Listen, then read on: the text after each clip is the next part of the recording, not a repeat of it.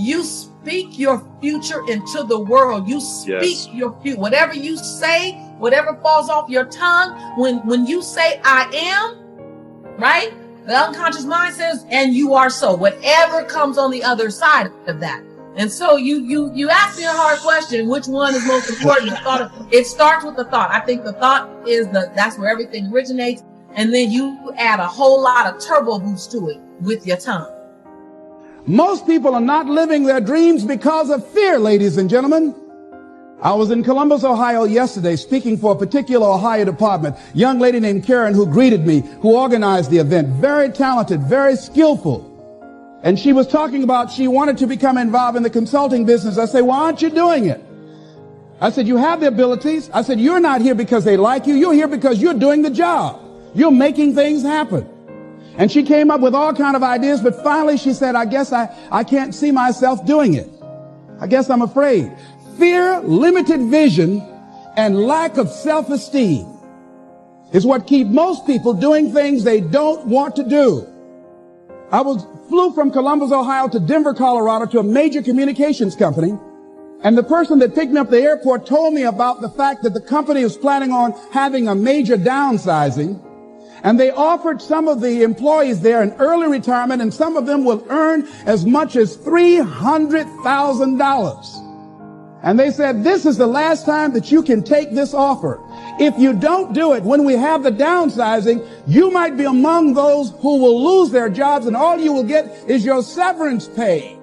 And only 50% of the people who were eligible to take the $300,000 took it.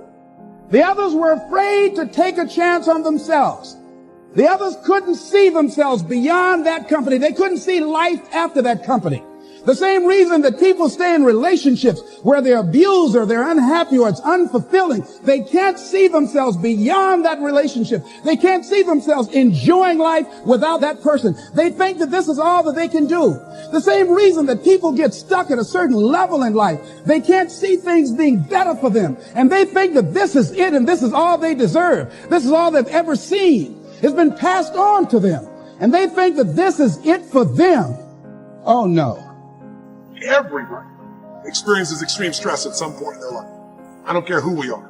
Something happens outside our control and it hits our life and it knocks us on our tail. It might be a health stress. It could be something with your family. It could be economic, career. It could be something emotional that happened, biochemical. There's so many things. It could be an environmental situation that had nothing to do with you. Every one of us in our lifetime are experiencing extreme stress. And these days, because of the economy and the way we respond to it, the majority of people are experiencing some form of extreme stress, at least according to polls. Stress doesn't come from the facts. Stress comes from the meaning that we give to things. Yes, those things have happened, but the real question is, if we fight what's happened, we've got a problem. We've got to decide, what are we going to do with what's happened in our life? How are we going to take this? How are we going to mold this? How are we going to turn our life around? Because when you come up with a new meaning, you get a new life. We're going to take a look at something from a different perspective. We're going to ask you this question. What is the single force that controls the quality of your life?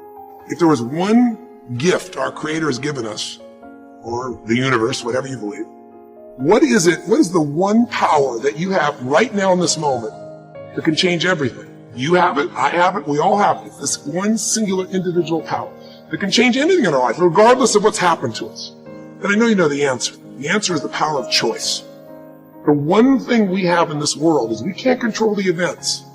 But we can choose what to focus on, we can choose what things mean, and we can choose what to do.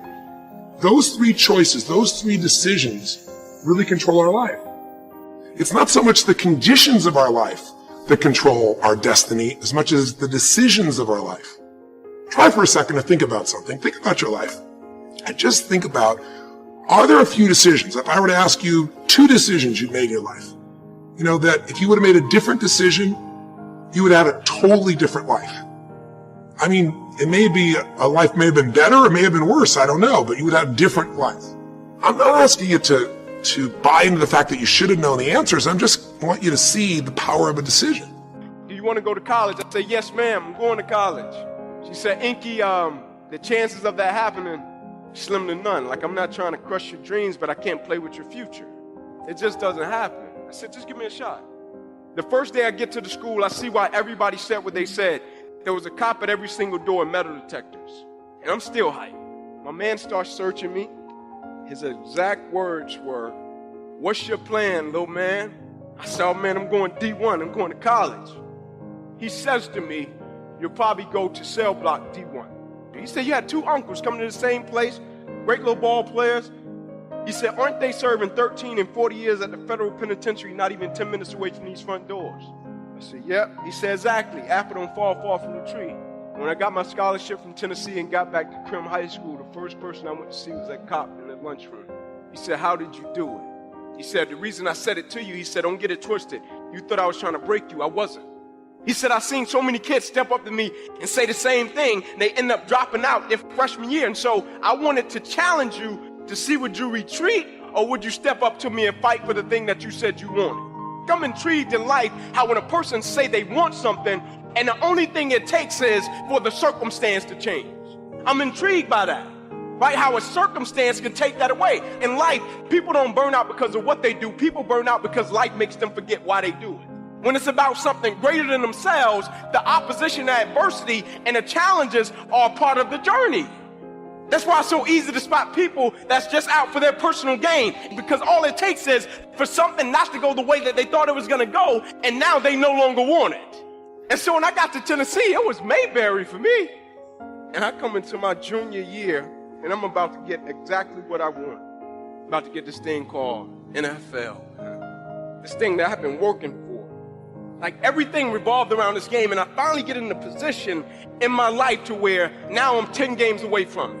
NFL on top of the paper. Inky Johnson projected top 30, automatic multi-millionaire. Just play the next 10 football games, Ink. You made it. And I go out in a silly game against Air Force, and I go to make a tackle, and when I hit him, every breath in my body left. I fall to the ground, I blacked out. When my eyes open, guys run over, "Ink, let's rock, man, let's go, let's finish him off." And I'm like, I can't. They said, "What do you mean you can't?" I said, "I can't move. I said, I can't feel anything." Doctor says to me as he's walking beside me, "I don't know how you're still alive, son, you don't have any pulse."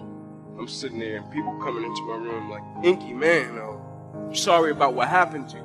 Like, "Man, that's really the only thing you wanted, huh? Like, the only thing you really wanted was the NFL, that's it." I'm like, "Man, you limited God to that? Like, life holds no substance, no value?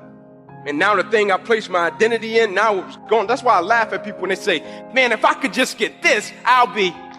Man, if I could just get this amount of money, I'll be." I'm like, ooh. What happens when God says yes and no? Like, do you have the ability to accept what you don't understand? Can you handle when things get off course? I'm sitting there and I'm thinking, like, man, I'm 8 games away. Like, let me get the contract, then redirect me so I can help my family. And God is like, "No, son, I need you to really go that way." And I'm like, "You sure? Like, I need to go this way." He's like, "No, I need you to go this way. I got something greater for you." Now, it might take a little longer to manifest, but I got something even sweeter. I got something, son, that's going to carry you for the rest of your life. And I thought it was over after football got redirected. My life got redirected 2, 3 more times before I even fell into my purpose and my mission. I'm thinking I'm going to be a coach. God's like, "No, you ain't." I'm like, "Well, maybe I'm supposed to go back to Atlanta and work in my neighborhood at the rec center." I get to Atlanta, I call the guy, he don't answer the phone. The only thing I had at that moment was a prayer and a book. And the prayer that I prayed was, "Lord, I don't know what you want me to do, but people keep coming to me, telling me, speak. Inky, you need to speak." And I'm like, "I'm not speaking." People coming, "Inky, you need to speak." I'm like, "No, man." And God brought me to the point where I had nothing, and I was on my knees. I said, "Lord, listen, I don't know if this is what you want me to do, but I submit, and let's rock."